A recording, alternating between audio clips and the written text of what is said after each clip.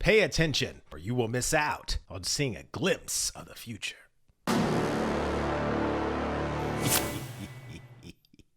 Today, I'm going to be taking a look at a solo jazz performance by Will and Ionut. It looks like they performed recently at an event called London Jazz Works, and I know it's going to be good. But before we do that, make sure you check out the benefits of becoming a member of my Street Smart Swing community. You get access to my entire catalog, plus I give you personal dance feedback. Now let's get right into this performance.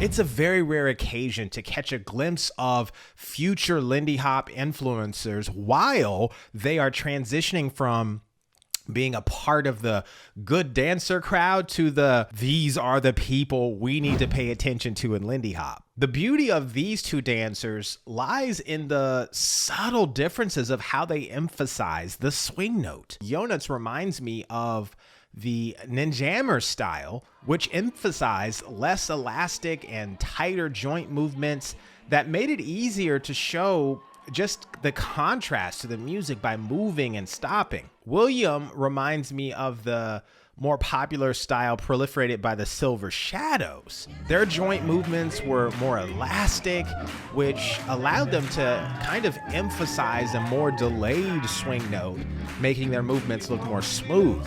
Now, both styles in this performance work. If you pay close attention, you'll notice that both of these dancers' shoulders are slightly delayed, but yet still on beat whenever they're bending their knees. Ionut seems to be bending his knees less, and it looks like he is swinging slightly faster. And Will, on the other hand, is bending his knees slightly more, and you can see how his movements look a little bit more delayed.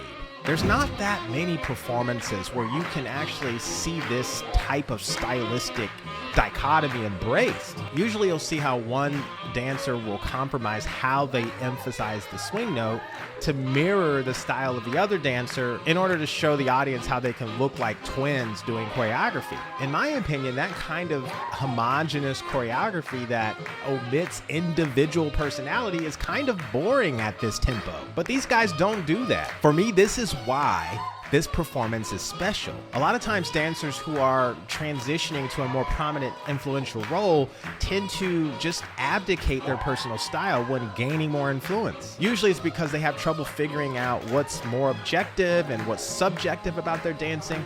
But I don't feel like these two have a problem with that. It looks to me that they understand how to hang on to what's most important while adding a sense of freshness. I can't wait to see more. What did you think about this performance? Could you notice how they emphasize a swing note differently? Let me know in the comments section below. If I don't see your comments below, hopefully I get a chance to see some of you in my class online. Take care.